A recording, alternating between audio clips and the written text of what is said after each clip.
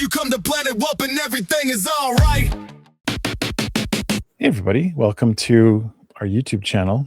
This is a magical place. I'm here with my friend Ashley. This is a song by Pop Evil called The Decay. Now, I don't know anything about The Decay. I do know a little bit about Pop Evil. We've done them before on our channel. That's all I can tell you. I don't know anything about Pop Evil or The Decay. First time for you. I think this is like a second or third song for us.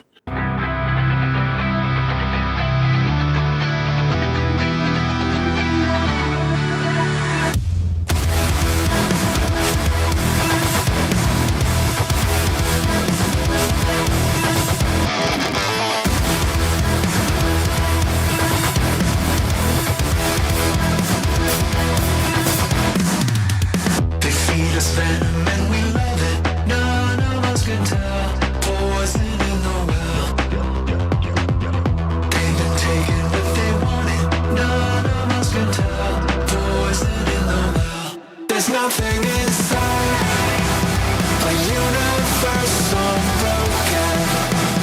We either bring darkness to life or we drown in its ocean. When we finally look up, will we see what we make of? So many chances to outrun the decay.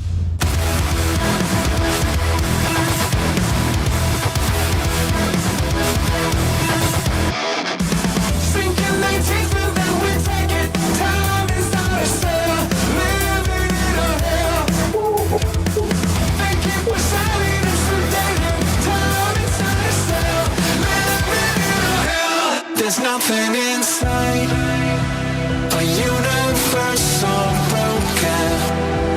We either bring darkness to life or we drown in its ocean.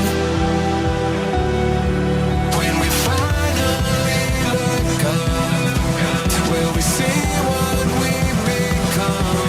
So many chances to outrun the decay.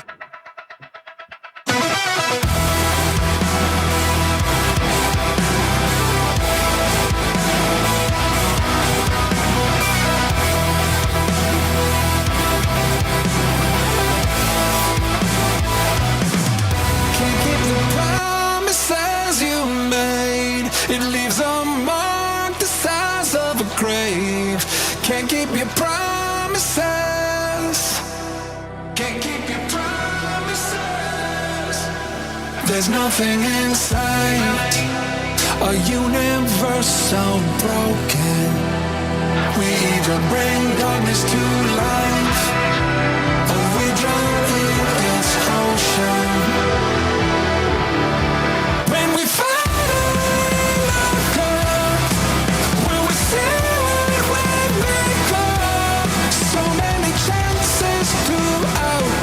the decay.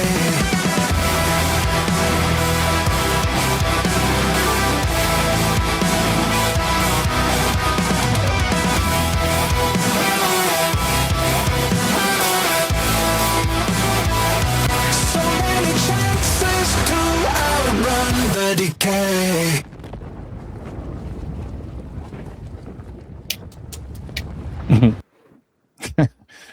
Well, Ashley liked it. You did not. I will just say this for right out the outset. This is from History King, the History King, who is the king of all history. History King's been supporting us for a while and often gives us things that are maybe outside of what we would normally listen to, but sometimes to challenge us and sometimes stuff that we actually really enjoy. Well, let's start with this. One thing that I often have a hard time with, doesn't matter who the artist is, people know this already and might even see this coming.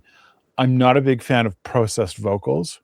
I'm curious to know what the actual vocals sound like. I'm not saying that this band hides behind it.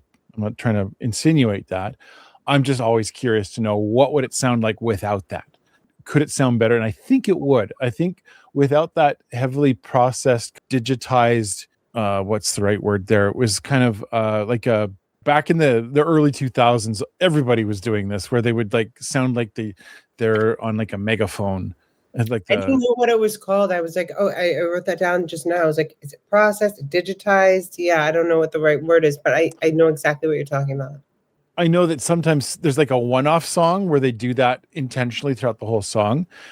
I think in my own book of what would be great about this song would be is if I could hear their actual vocals, not because I think they're hiding. I just think it always sounds a little better.